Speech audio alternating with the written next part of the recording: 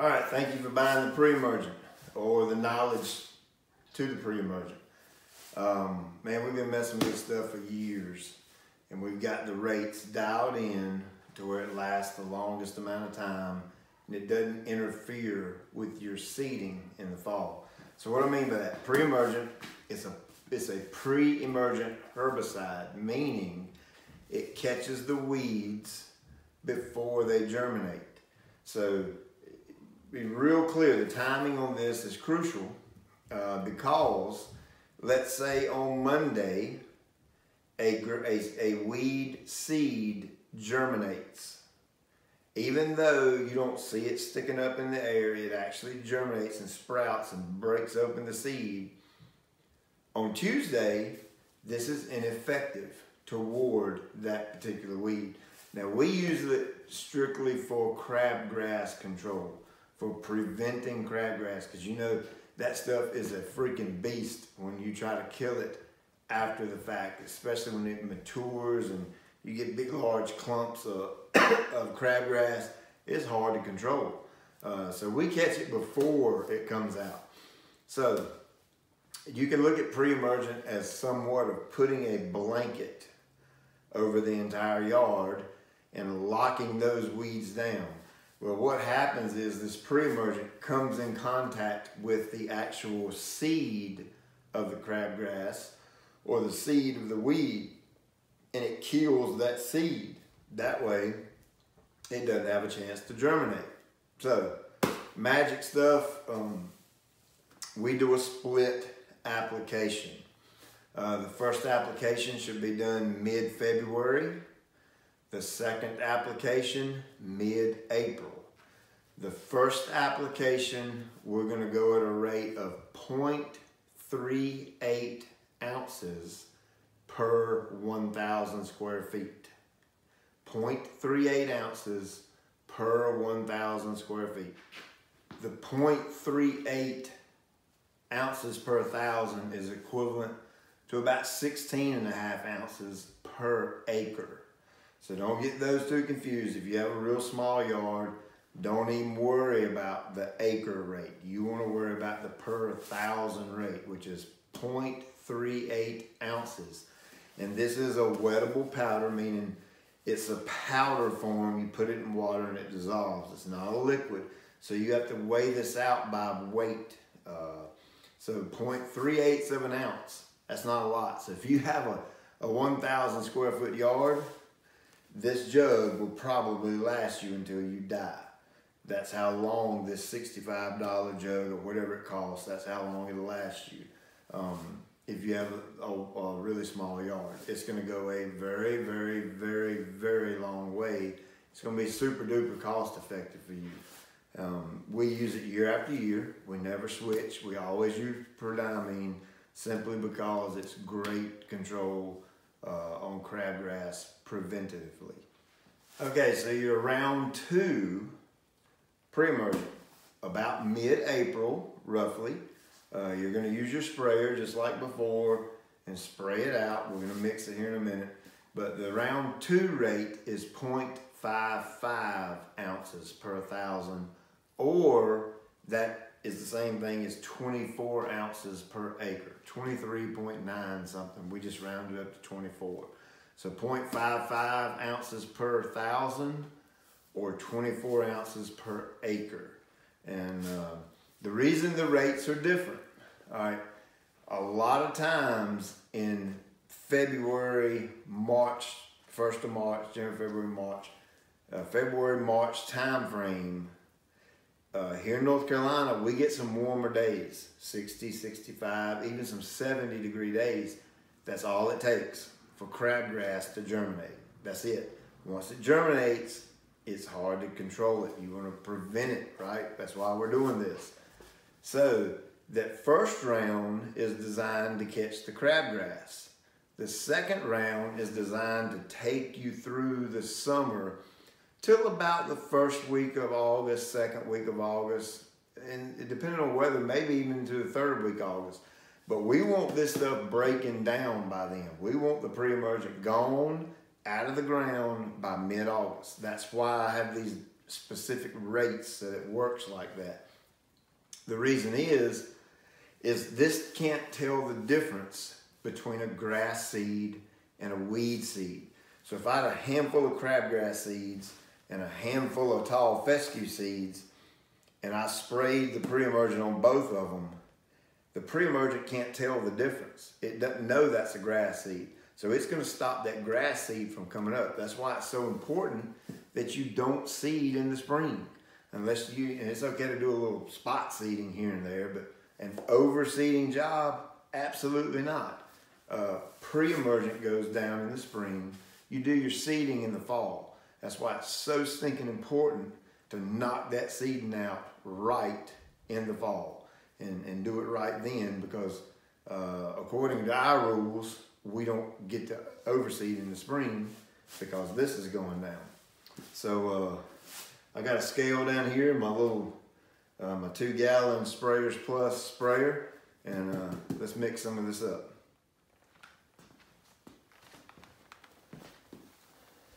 Okay, so very simple.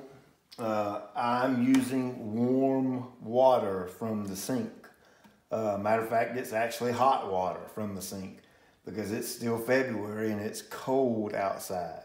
So I need all the help I can get to dissolve this, because you don't want to stop this thing up, because if you do, you're going to waste that product and you have to clean it out and start all over. So I've got me a scale here, a little digital scale. I'm going to use my cup here to put my 0.38 ounces in. Now I've got 1 gallon of solution. And so by now you know with the Sprayers Plus sprayer, we're spraying at 1 quart per gallon, 4 quarts per gallon. So this covers 4,000 square feet. So I need to do some math. 0.38 times 4 is 1.5 roughly. So I need 1.5 ounces to cover my 4,000 square feet of turf using 1 gallon of water. Now you can't see it, but I've got a little bit over 1 gallon of water.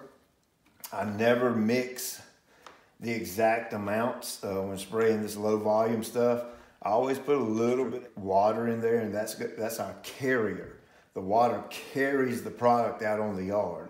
So I want a little extra in there because I don't want to come up short. I'd rather be a touch over and I can just lose that out on the yard. So I'm going to put my measuring cup here. I'm going to turn this bad boy on. Now you want to zero it out with your measuring cup, right? And so I'm going to pour it in here until I get about 1.5 ounces. Remember, we're treating 4,000 square foot, 4,000 square feet with this 1 gallon of water. So there we are. There's my 1.5 ounces right here. Got my warm water. What I'm gonna do is take my drill with my little mixer. You should have gotten one of these at Lowe's by now. I'm gonna put it in here and go ahead and begin the stirring before I put this in.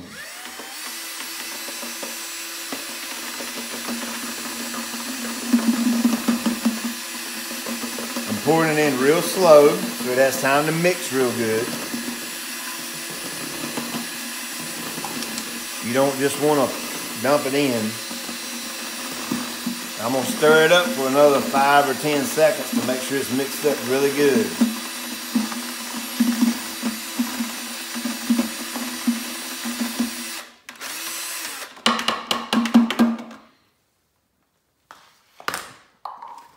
Alright, so now you get to see what we're left with. Oh, isn't that gorgeous? It's yellow. It's as yellow as it can be.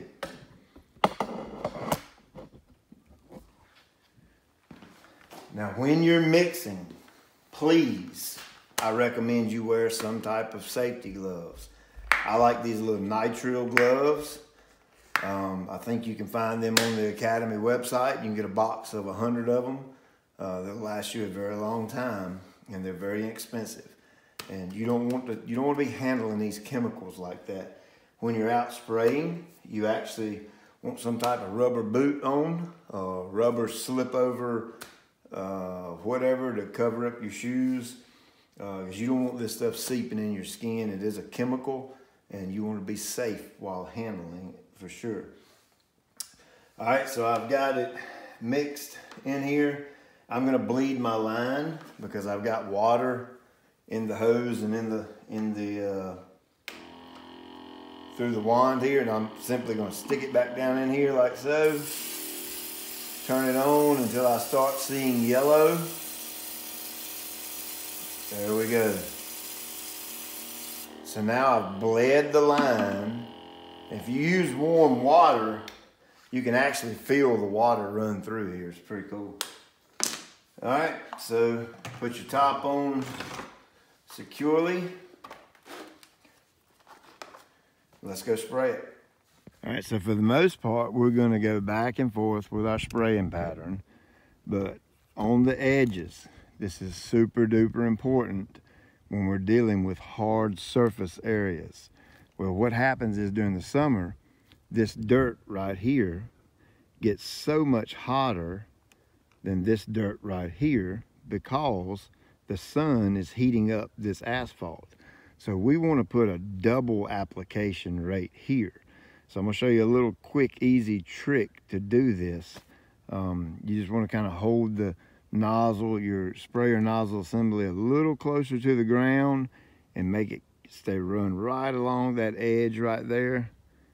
And that way we'll get a double rate. And then when we make our normal pass, we'll still let some fall over here to that edge like that.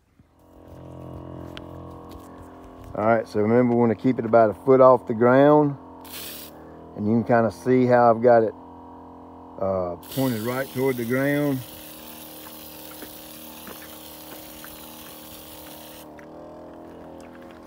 If you get a little bit on the road, it's not going to hurt anything. But let me show you a different view.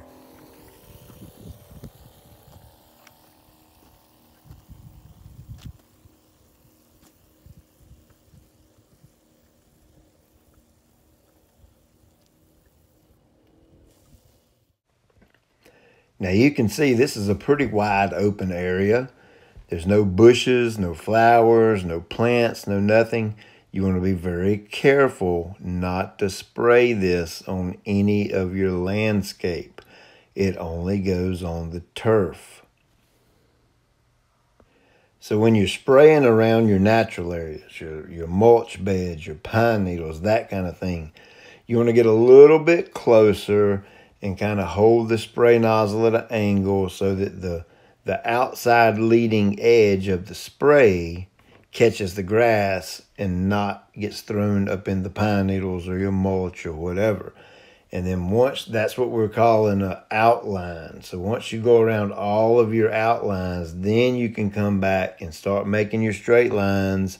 You can kind of see me doing that here. When I get to the end, I'll slide over roughly 8 feet, and I'm paying attention to my lines, how straight I'm walking. I'm looking up, finding a landmark in the distance, and I'm walking directly toward that landmark. You want to outline your entire property. It's basically just like spreading fertilizer with your fertilizer spreader. It's really no different. Outline your property. Pick a starting point on a corner. Start making your straight lines until you get all the way across the yard. It's really plain and simple like that. Again, this is pre-emergent. So if you over apply just a little bit here and there, it's no big deal. Once this is applied, it does need to be watered in.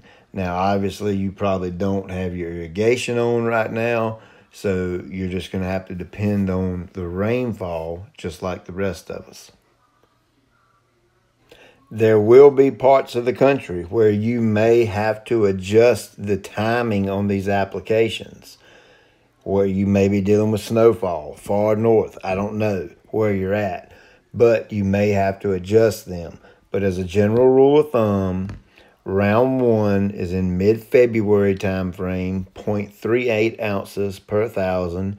Round 2 is in the mid to end of April time frame, 0.55 ounces per 1,000 square feet. So I sprayed my 4,000 square feet using my gallon, and I've got just a little bit left over.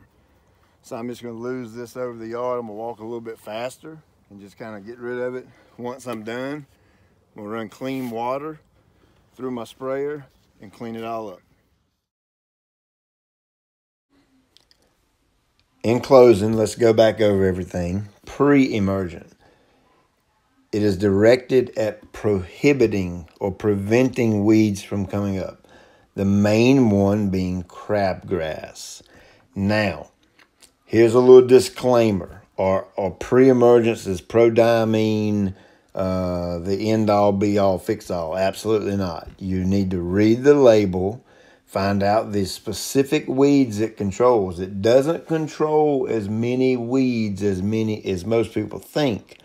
A lot of your summer weeds like nutsedge and buttonweed and violet and things like that, it's not going to control those. They don't come from a seed. They come from a tuber. Remember, it has to come from a seed. The weed has to come from a seed in order for this pre-emergent to control it. And I'm sure there are some weeds out there that come from a seed that this doesn't control. You simply open up the label. It's got a whole big long list of the weeds that it is specifically targeted towards, and that will tell you if it's controlling that weed or not. Now, on the application method, meaning how you apply it to your yard, hopefully you have the Sprayer Plus sprayer and you're using it because it flows well with the Academy, because that's the ones we're using to teach you with. But if you don't, let's say you're a commercial lawn applicator and you may have a permagreen, or you may have a Z spray, or you may have a 500 gallon on the back of a truck with 400 foot of hose. I don't know what you have. And you may spray it 1 gallon per 1,000, 2 gallons per 1,000. Commercially, on our spray trucks, we spray it 2 gallons per 1,000. It just seems to work well for us. Regardless of all that, that's your carrier. That's where you take water and use the water to apply a product to a yard. And none of that matters. We have sprayed pre-emergent both extreme low volume and very high volume. We get the exact same result. It doesn't affect our yards one bit, whether we use a high volume or a low volume. So what I'm getting at is the rates here per 1,000 square feet. That is what is important. Around mid-February to possibly the end of February, somewhere in that 2-week time period, 0.38 ounces per 1,000 square feet. Then you get into about mid-April, end of April, you want to go at 0.55 ounces per 1,000 square feet. Now, in the example, I used a 4,000 square foot test plot. Let's say you have a 9,000 square foot yard. Well, it's simple. Get your calculator out. You multiply either 0.38 or 0.55 times 9. That would tell you the amount of ounces that needs to go in your sprayer. Remember, in the sprayer, with the Sprayer Plus, we're spraying at 1 quart per 1,000. So every quart of water you have in your sprayer, there needs to be 0.38 ounces of the product of the pre-emergent in that quart of water. Now, if you have a 1,000 square foot yard, that's going to be a trick to measure 0.38 ounces and put it in that quart of water. So you might want to make sure you have a really good, accurate digital scale for doing that. And it goes on up to, let's say you have a 35,000 square foot yard. Any square footage you can imagine, this simple formula works for all of them. If it's round 1, it's 0.38. If it's round 2, it's 0.55. Either one of those numbers times the square footage of your yard, and that's how much of the actual product goes on the yard. It doesn't matter if you're putting that in 100 gallons of water or in 10 gallons of water. It does not make a hill of beans difference, as long as the amount of product, the correct amount of product, or very close to the correct amount of product, goes on the yard. Now, when we get into the fungicide portion of the academy, we'll be doing 5 fungicides during the course of a summer, roughly every 25 to 27 days apart. You will have to put that on a calendar, and we will use this same concept of amount of product goes on a certain area of turf.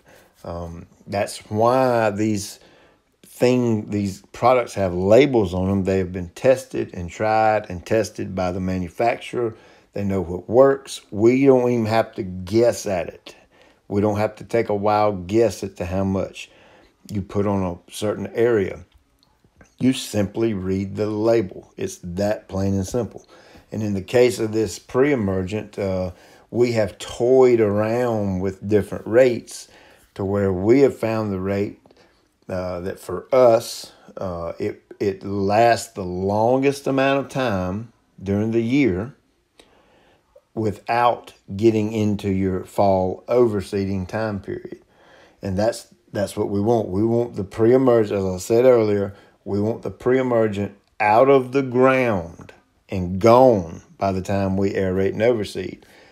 We do get some late summertime weeds, and there are post-emergent herbicides that have a less length of time that you have to wait before seeding, and you can do that then. Or in a lot of cases, if the weeds aren't bad in the end of the year, we wait and let the frost get them. Now, what do I mean by let the frost get them? Well, weeds go in a cycle. I'm sure if you've been doing your yard for any length of time, you have learned this. You have recognized this. Your nutsedges, they come up basically in the summertime. That's the only time you ever see a nutsedge. Crabgrass comes up mid to late summer. That's the only time you ever see it. We've had calls of folks complaining about crabgrass in January, and it's not crabgrass. Weeds have a specific time frame during the year that you will see them. Now, there are some instances like clover and dandelion and plantains and things like that that you would see throughout the entire year. It's because they don't actually have a season associated with them. Why that is, I don't know. I don't care really, to be honest with you. I just know that the majority of weeds, you have 2 groups, a cool season type weed, and you have a warm season type weed. And the warm season shows up in the warm season. The cool season shows up in the cool season. That's typically the way it is. So when I say let the frost get them, let's say you run into some hardcore Lespedeza or something like that, or some buttonweed that's trying to come in a certain area or whatever, and you're really close to your aerating and seeding time, I forget about it. That's what I do. I just don't worry about it. I go out, get my aerating and seeding done, try to tear those areas up extra good, put a little extra seed on them. And then once the frost comes, or even before frost, once it starts cooling off a whole lot, and you get those really, 35, 38, 40 degree mornings, those summertime weeds, they wilt up and go right back in the ground. They're gone until next year, and you can tackle them next year. A lot of folks get this. Now, don't get me wrong. I am a perfectionist. I am a perfectionist with my yard. I love a near perfect yard. But there are times, especially around seeding, that I will just let a weed go and just be patient and wait until the proper time to take care of it, because seeding is the most important thing that's done in your yard all year. That has to be priority. It has to take precedence over everything else that happens in the yard. Your aeration and seeding has to be the most important. And now you know about pre-emergent. Now you know why. Because we can't seed in the springtime because we're putting down pre-emergent. We're breaking the cycle of weeds and crabgrass and things.